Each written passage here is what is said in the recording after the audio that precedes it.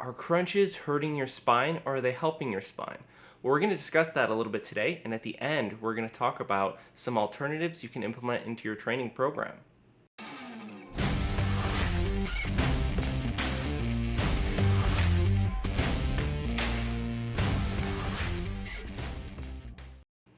Welcome to Science-Based Fitness. Thanks for checking out the channel. So I tried to remove some of my personal bias from this video because I'm someone that's always done crunches. I've always done crunches with my clients. So I try not to think about that while I was researching this.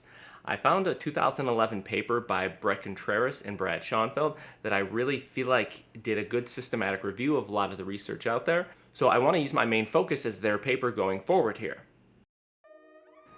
To crunch or not to crunch? So there's a concept being proposed that goes a little bit something like this. The idea is that the spine might have a finite number of bends it can undergo. This concept is similar to a phone with an on and off button. You might have possibly 10,000 presses until it starts to malfunction. When it comes to crunches, we could expect there's a large amount of variation and additional factors that are going to play a huge role. For example, the speed of your crunch, the height of your crunch, and the load you're crunching with. For example, are you crunching holding a weight like this? Along with the factor, do you already have spinal injuries? These are all variables that will have to come into question at the end. Most of the studies looked at used repetitive spinal flexion to find out if there's a finite number of bends, and they used different types of models, they used cadavers, and they used animals, although they had no in vivo, which is inside of a living person, models that they actually used. This limits the body's ability to adapt and strengthen the surrounding tissue. This principle is known as Davis' law, essentially physiological principles stating that soft tissue heal according to the manner in which they are mechanically stressed, along with Wolff's law, which is essentially the same thing, just applying that to bone and not soft tissue.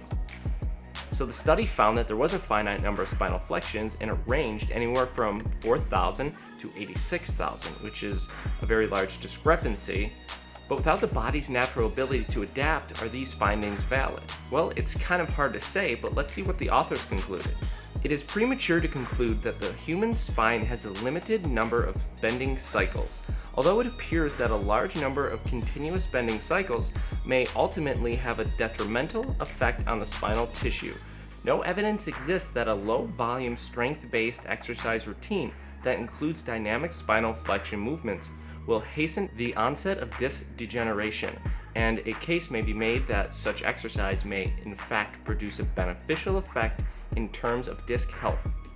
So it really doesn't sound like a low level of spinal flexion is going to cause a big issue in the long run, but it sounds like a large amount is going to lead to possible disc degeneration, although this is still a question mark, and that's one of the things the researchers and the authors actually really pushed, was that further research needs to be done to actually have a definitive answer. Even in the previous mentioned study, they talked a lot about the benefits you can have from actual isolation training from your abdominal exercises, and they even stated the following: targeted core exercises may serve to enhance sports performance, functional capacity, and physique aesthetics.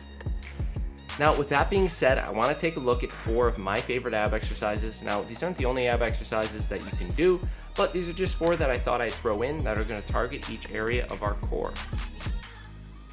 The V sit-up. This movement is similar to a sit-up. You can see as I lift my body weight up, my feet are free to move, and we want to use our lower body essentially as a counterweight to help bring our upper body off the ground. This can be challenging, so don't get frustrated if you're struggling with it. You can try a variation where you move your hands from above to the side. In my experience, I find this variation a little bit easier for people to start out with. Palloff press. This is an anti-rotational movement, and I actually included this exercise in my golf video I did a few months ago. This movement looks very simple, but let me assure you that it is challenging. As we press away from our chest, the resistance gets greater, pulling our body back.